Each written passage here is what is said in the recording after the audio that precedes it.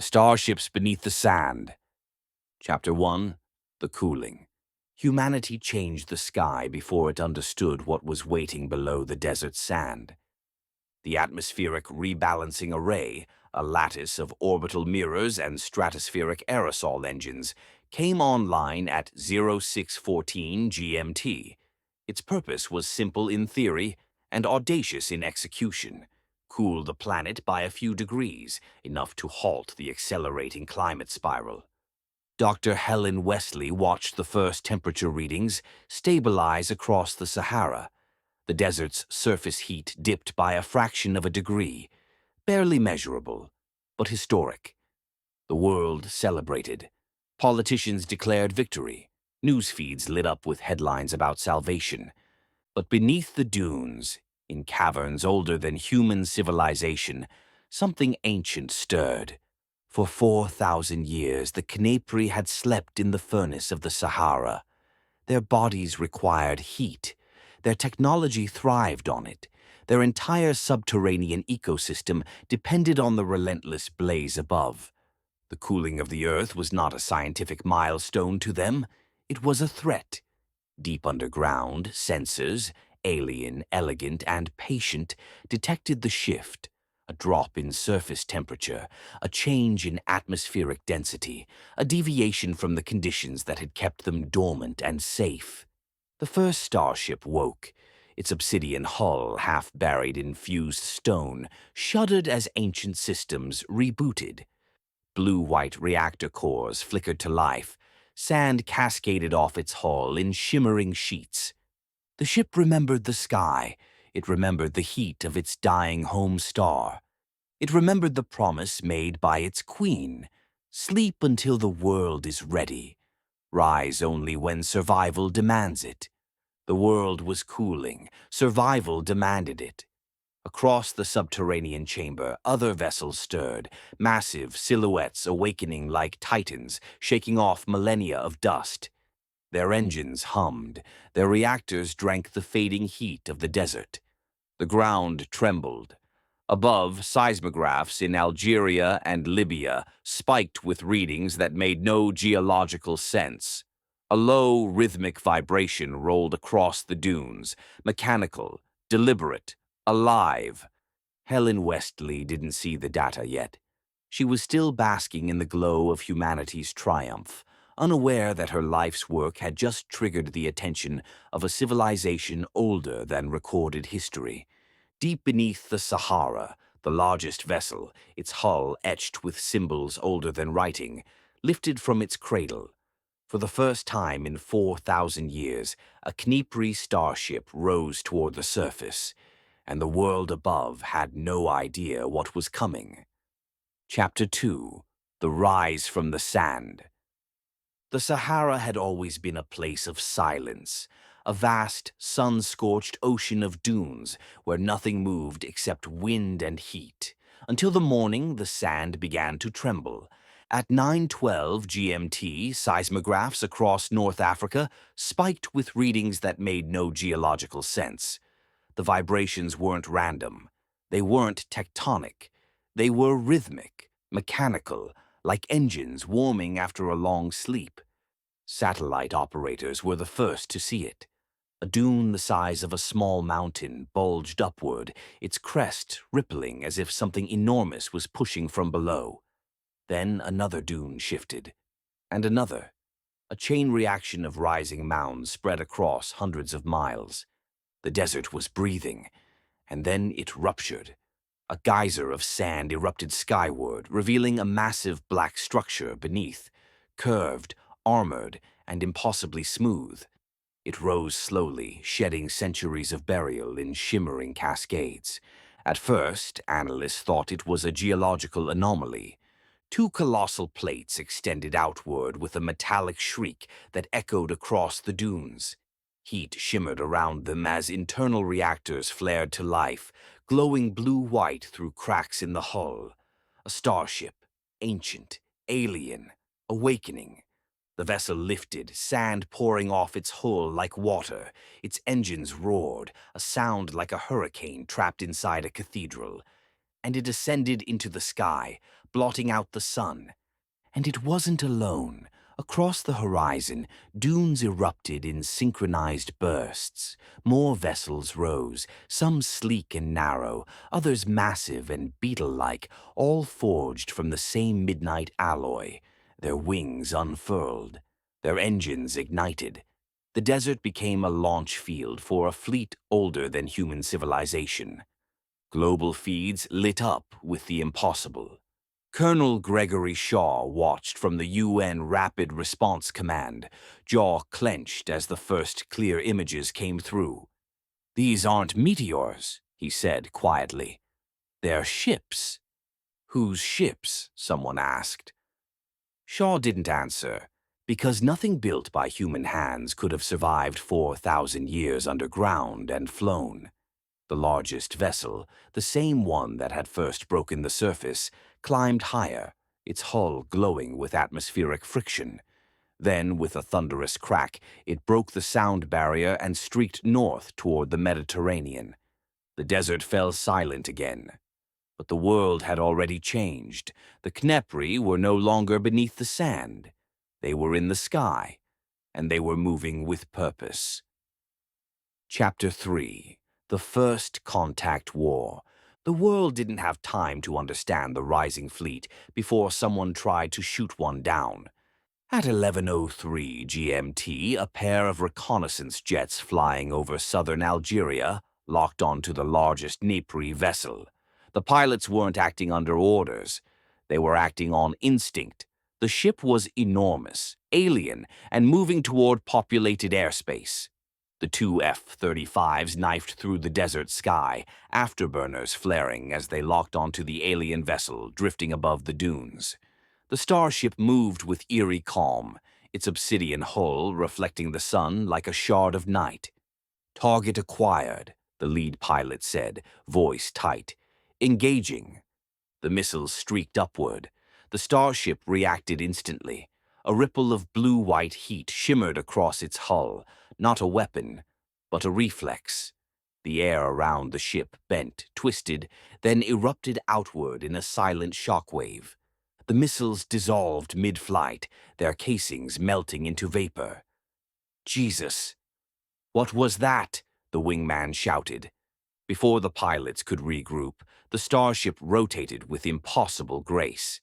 Panels along its underside unfolded like petals, revealing a lattice of glowing vents. A pulse of energy fired, not toward the jets, but into the air between them. The sky detonated. The shockwave slammed into both aircraft. Alarms screamed. The lead jet spiraled, its electronics frying in an instant. The wingman fought his controls, barely keeping the nose level. "It's not aiming at us," he yelled. "It's trying to push us back." The starship ascended, engines humming with a deep, resonant thrum. It didn't pursue. It didn't fire again. It simply rose higher, wings unfurling like a living machine returning to its migration path. The pilots steadied their jets, shaken but alive. "Command," the wingman said, voice trembling. "The target defended itself, but it didn't try to kill us." Below them, the desert trembled as more ships rose from the sand, and the world realized the sky was no longer theirs. The Titan didn't fire again. It simply continued north. But the damage was done. Within minutes, military channels across Europe and North Africa lit up with conflicting orders. Some commanders demanded restraint. Others demanded retaliation. No one understood what the ships wanted, where they were going, or why they had awakened. Colonel Shaw watched the chaos unfold from the UN command center. "Are they attacking?" an analyst asked. Shaw shook his head. "No, they're ignoring us." "Then why fire on the jet?" "They didn't fire," Shaw said. "They defended." That distinction didn't matter to the world. Satellite feeds showed the Khepri vessels moving in a coordinated pattern, not toward cities, but toward heat sources, solar farms, geothermal plants, power stations. Wherever they passed, temperatures dropped, steam vents froze, solar arrays dimmed. The ships weren't conquering territory, they were feeding, drawing heat from the infrastructure humanity had built to survive its own climate crisis. Shaw leaned over the map. "They're not attacking us. They're trying to restore the desert's temperature." "To what?" someone asked. Shaw didn't answer, because he didn't know. In Niger, a convoy of UN observers watched as a smaller Khepri vessel descended near an abandoned solar array. Its wings folded inward, its hull opened like a blooming flower. A machine stepped out, tall, insectoid, its obsidian limbs moving with slow, deliberate precision. It didn't attack. It scanned the ground, the air, the heat signatures. It moved with the calm of a creature performing a familiar ritual. Then it returned to the ship. The vessel lifted off and rejoined the formation. The observers sent the footage to Geneva. Helen Westley watched it in stunned silence. "They're not soldiers," she said. "They're surveyors." Shaw frowned. "Surveying for what?" Helen swallowed. "For emergence." Governments issued emergency statements. Airspace was closed. Borders were sealed. Social media exploded with theories. Invasion, apocalypse, divine judgment. But the Khepri didn't respond to any of it. They continued their march across the Sahara, draining heat, cooling the desert, preparing the surface for something humanity didn't yet understand. Helen stared at the satellite feed, dread settling in her chest. "They're not here to fight," she said. "They're here because we changed the world." Shaw turned to her. "And if we don't figure out what they want," he said, "we're going to start a war neither side survives." The fleet moved north. The world held its breath. And beneath the sand, something far larger was beginning to wake. Chapter 4: The Lost History. The British Museum's sub-basement smelled like dust, old stone, and forgotten stories. The perfect place for a revelation no one was ready for. Dr. Helen Westley stood over a clay tablet that shouldn't have existed. It had been misfiled decades ago as a minor Sumerian fragment, but the symbols carved into its surface were nothing like Sumerian. They weren't like anything human at all. They matched the heat signature patterns emitted by the Khepri ships. Her pulse quickened. She brushed away the dust and read the pictographs aloud, translating as she went. From the sky came the Khepri, the sandborn. They sleep beneath the burning lands. When the world cools, they rise to reclaim the surface. Helen's breath caught. This wasn't mythology. It was a record, a warning. Professor Malik al-Rashid, the only linguist she trusted with this, leaned in beside her. "These symbols, they're not human. They're not even derivative. They're identical to the thermal glyphs the ships use," Helen said. "This tablet is 4,000 years old. The ancients saw them." Malik swallowed. "And survived."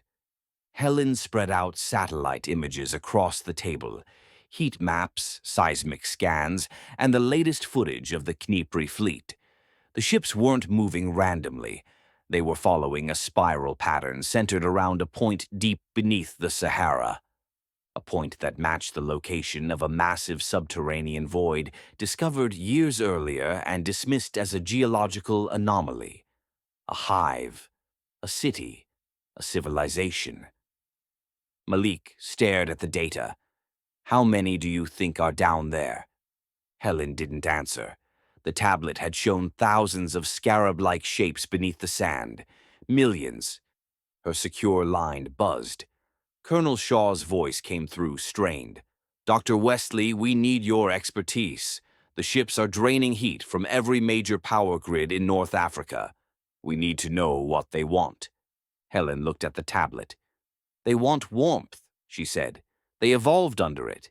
They built their entire ecosystem around it." "And we're cooling the planet," Shaw said. "Yes," Helen replied. "We triggered their awakening. They think we're killing them." There was a long silence. "Can we communicate with them?" Shaw asked. Helen traced the final line of the tablet. the one she hadn't dared read aloud. If the world grows cold, the Khepri will rise. If the Khepri rise, the world will burn. She exhaled slowly. They tried to communicate once before, she said, but we didn't understand them then. She looked at the satellite feed of the rising fleet. And we barely understand them now. Malik pointed to the spiral pattern again. They're not attacking cities. They're preparing the surface. For what? Shaw asked over the line. Helen closed her eyes. For emergence, she said. For the awakening of the hive.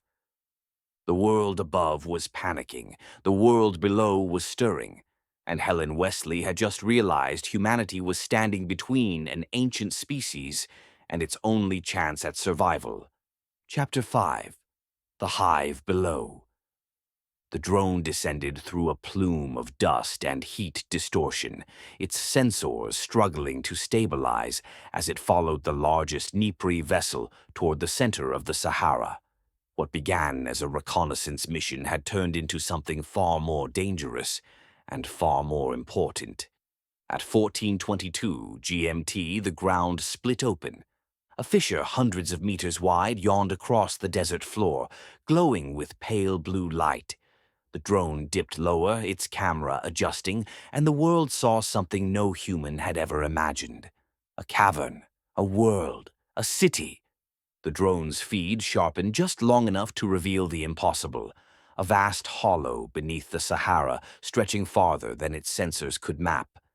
Obsidian towers rose from the cavern floor, connected by bridges of metallic chitin. Rivers of molten energy flowed through carved channels. Bioluminescent flora clung to the walls, glowing in turquoise and violet. And everywhere, were pods. Millions of them, stacked in honeycomb formations along the cavern walls, suspended from the ceiling like cocoons, buried in the ground like seeds waiting for spring. Each pod glowed faintly. Each pod contained a curled, sleeping form. Helen Wesley watched the feed from Geneva, her breath caught in her throat. "They're not soldiers," she whispered. "They're civilians." Colonel Shaw leaned closer to the screen. "How many?" Helen didn't answer. The drone's depth sensors were still counting. The cavern vibrated with a low rhythmic pulse, mechanical, ancient, alive. The pods trembled. Some flickered brighter. The heat in the chamber rose by several degrees. "They're waking up," Helen said. "No," Shaw replied. "They're being woken up." The drone panned upward. The Titan ship hovered inside the cavern, its wings folded inward like a resting insect. Its engines glowed with a steady, controlled burn, not for flight, but for heat. It was warming the hive, accelerating the thaw. A figure stepped into view, tall, insectoid, armored in obsidian plates. Its movements were slow, deliberate, almost ceremonial. It approached one of the pods and placed a clawed hand against it. The pod brightened. The form inside shifted. Helen's voice trembled. "They're preparing for emergence, a full surface migration." Shaw exhaled. "If millions of these things come topside, they won't survive," Helen said. "Not yet. The surface is still too cold for them. That's why the ships are draining our power grids. They're trying to heat the desert back to what it was." "And if they can't?" Shaw asked. Helen swallowed. "They'll die. All of them." The drone dipped lower, its sensors struggling against the rising heat. The cavern floor glowed brighter. The pods pulsed faster. The heartbeat grew louder. Then the drone's proximity alarm shrieked. A Khepri sentinel, smaller, faster, built for precision, shot upward from the cavern floor. Its wings snapped open like blades. It closed the distance in seconds. "Pull it back," Shaw barked. The operator tried. Too late. The sentinel fired a burst of energy that shredded the drone's camera. The feed dissolved into static. The screen went black. The command center was quiet for a long moment. Then Shaw spoke. "We're not dealing with an invasion," he said. "We're standing in the way of a species trying to survive." Helen nodded slowly. "And if we don't find a way to communicate," she said, "this becomes a war of extinction. For them or for us." She looked at the ancient tablet on her desk, the one that had warned of this moment thousands of years ago. The Khepri were waking, and humanity had run out of time to understand them. Chapter 6. The Signal. The Geneva Array Control Chamber hummed with the low, steady vibration of machines built to reshape the sky. Screens flickered with heat maps, satellite feeds, and the latest footage of the Khepri fleet draining power grids across North Africa. Dr. Helen Wesley stood at the center of it all, hands trembling over the console. "This is the only language they've shown us," she said. Colonel Shaw paced behind her, jaw tight. "And if they don't like what we say, then we're already out of time." Helen keyed in the sequence she'd spent the last 48 hours decoding, a thermal glyph pattern derived from the ancient tablet and the Khepri ship's heat pulses. The atmospheric rebalancing array shifted its mirrors. The aerosol engines modulated. A massive controlled burst of heat rippled into the upper atmosphere, a message written in temperature. A plea. "We know you are afraid. We seek only peace." The signal spread across the sky like a silent flare, and the world held its breath. In the Sahara, every Khepri vessel froze mid-flight, their wings folded inward, their engines dimmed, their formation tightened. For the first time since their awakening, the fleet stopped moving. Shaw stared at the satellite feed. "They heard us." "No," Helen whispered. "They're deciding." The Titan, the first ship to rise from the dunes, ascended higher, wings unfurling into a radiant lattice. Its engines glowed with blinding intensity. Then it emitted a pulse. Not sound, not light, emotion. The array's sensors overloaded. The chamber lights flickered. Helen staggered as the wave washed over her, a raw surge of feeling that bypassed language entirely. Fear, hunger, desperation, hope. The Khepri weren't attacking out of malice. They were dying. Shaw steadied her. "What did they say?" Helen wiped her eyes. "They didn't say anything. They felt at us."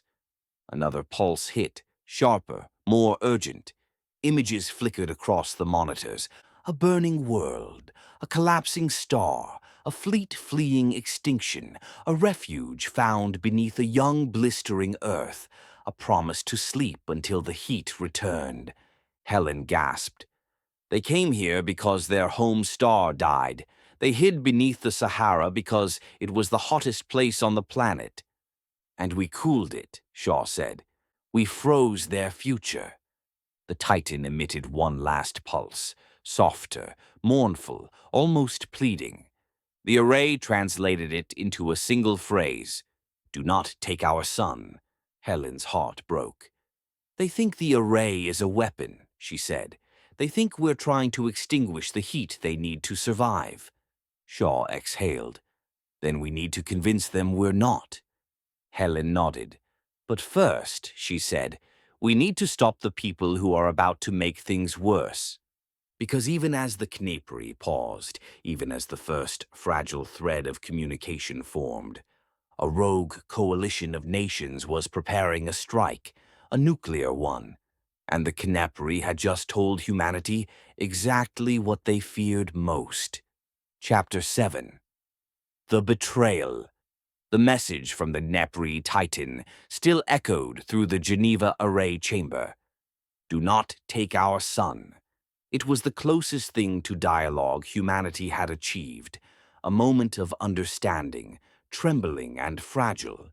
But fear outran understanding. At 1841 GMT, a rogue coalition of nations broke from the UN chain of command. Their leaders believed the Khepri were preparing an invasion. They believed the hive beneath the Sahara was a ticking bomb. They believed humanity had one chance to strike first. 3 submarines surfaced in the Mediterranean. Their hatches opened, missiles arced into the sky. Helen Wesley watched the launch feed in horror. No, no, they can't. They already did, Colonel Shaw said, voice hollow. The warheads streaked toward the Sahara. The Khepri fleet reacted instantly. The Titan rose like a black sun, wings unfolding into a radiant shield lattice. Smaller vessels swarmed upward, forming a defensive net. They weren't attacking. They were trying to protect their home. But they weren't fast enough. The warheads detonated. The Sahara lit up with a blinding flash. A shockwave tore across the dunes, flattening everything in its path. Sand fused into molten glass. The air ignited. The ground heaved. The subterranean hive, the city of millions, convulsed. Pods ruptured. Structures collapsed. Bioluminescent rivers dimmed. The heartbeat of the hive faltered, then stopped. Helen pressed a hand to her mouth, tears streaming. We just killed them. We killed all of them. Shaw stared at the screens, unable to speak. The largest Khepri vessel emitted a pulse, a scream of pure energy. Windows shattered across Cairo, satellites flickered, power grids collapsed. Every Khepri ship froze, then turned toward the blast zone. Their wings flared, their engines roared, their formation tightened. They were no longer surveyors. They were mourners, and they were enraged. But something else stirred, something the Khepri had sealed away. Deep beneath the molten crater, a chamber cracked open, a vault untouched for millennia. The nuclear blast had ruptured its containment. A low, resonant vibration rolled through the earth. Helen's eyes widened. That's not them. Shaw frowned. Then what is it? The ground split. A column of molten sand erupted skyward, and from the depths rose a shape so massive it dwarfed the Titan. A living fortress of obsidian plates, wings like mountains, eyes burning with ancient fire. The matriarch, the progenitor, the queen, the one the Khepri feared. She surveyed the devastation, the glassed desert, the dead hive, the shattered pods. Her wings trembled. Her body pulsed with rising heat. The air around her warped. She's mourning, Helen whispered. Shaw shook his head. No, she's preparing. The matriarch lifted her head toward the sky and screamed. The shock wave rippled across continents. Storms formed instantly. Communications died. The world went dark. The Khepri ships rallied around their queen, forming a spiraling formation of light and fury. Their engines ignited in unison, turning the sky into a storm of blue-white fire. Helen stared at the devastation, her voice barely a whisper. We didn't just start a war, she said. We woke something older than their civilization. Shaw clenched his fists. And now, he said, we have to stop her. Helen shook her head. No, we have to reach out to her. Because the matriarch wasn't attacking yet, she was searching for her children, and when she realized they were gone, the world would burn. Chapter 8. The New Covenant. The matriarch rose through the molten crater like a living supernova, her wings unfurling into obsidian continents. Every beat of those colossal plates sent shock waves rolling across North Africa. Storms formed in her wake. The Mediterranean boiled beneath her shadow. She wasn't attacking. She was grieving. And her grief was killing the world. The UN transport plane bucked violently as it pushed through the turbulence. Colonel Shaw gripped the overhead rail, knuckles white. Helen Wesley strapped herself into the forward harness, eyes locked on the impossible shape ahead. The matriarch was ascending toward the upper atmosphere, her wings glowing brighter with every second. She's heading for the array, Shaw said. If she destroys it, she'll destabilize the climate, Helen finished. The planet will overheat. Billions will die. And if we stop her, Shaw said, the Khepri die. Helen nodded. This isn't a battle, she said. It's a misunderstanding. She activated the modified transmitter, a compact device built from scavenged array components and the thermal glyph patterns she'd decoded from the ancient tablet. It hummed to life. Helen keyed in the message. A pulse of heat erupted from the aircraft, rippling through the sky like a silent flare. We mourn with you. We did not know. We seek peace. The pulse reached the matriarch. She paused. For the first time since her awakening, she hesitated. Her wings folded slightly. Her ascent slowed.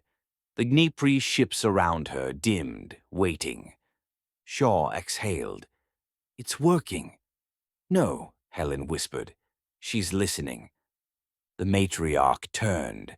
Her massive head rotated toward the tiny aircraft, her eyes burning with the light of a dying star. She emitted a pulse, not of heat, but of raw emotion. It hit Helen like a tidal wave. Grief, loneliness, memory, loss so vast it felt geological. Images flooded her mind. A world collapsing into fire, a species fleeing extinction, a queen sealing herself beneath a foreign sun, millennia of silence, a hive annihilated in an instant. Helen staggered, tears streaming. She's not angry, Helen said. She's broken. Shaw steadied her. Tell her we can fix it. Helen shook her head. We can't, but we can stop making it worse. She keyed in the last sequence, the one she had avoided until now. A pulse of heat erupted from the transmitter, forming a pattern older than human civilization. We honor the dead. We protect the living. We can share the sun. The matriarch froze. Her wings folded inward. Her body trembled. Then she descended, slowly, carefully, deliberately. The Khepri ships followed, spiraling downward like falling stars. The matriarch landed on the coast of Tunisia, her wings dimming as she settled into the sand. The Khepri ships formed a circle around her, engines cooling. Helen and Shaw approached in a UN transport, stepping out onto scorched earth. The matriarch lowered her head. A pulse washed over them, soft, warm, mournful. Acceptance. Not forgiveness, not trust, but a beginning. Helen bowed her head. We'll shut down the array, she said. We'll restore the heat you need, and you'll remain beneath the desert until the world can adapt. The matriarch pulsed again. Agreement. A fragile peace. A new covenant. In the months that followed, the atmospheric rebalancing array was deactivated. The Sahara slowly reheated. The Khepri retreated beneath the sands, rebuilding their shattered hive. A treaty was signed, the first interspecies agreement in human history. Humanity survived. The Khepri survived. The matriarch slept again. But deep beneath the desert, in the glowing chambers of the reborn hive, she whispered to her brood, the surface is not yet ours, but one day when the world cools again, we will rise. And humanity understood. This peace was temporary. The next awakening would decide the fate of the Earth. The end. Please like, comment, and subscribe. Thank you.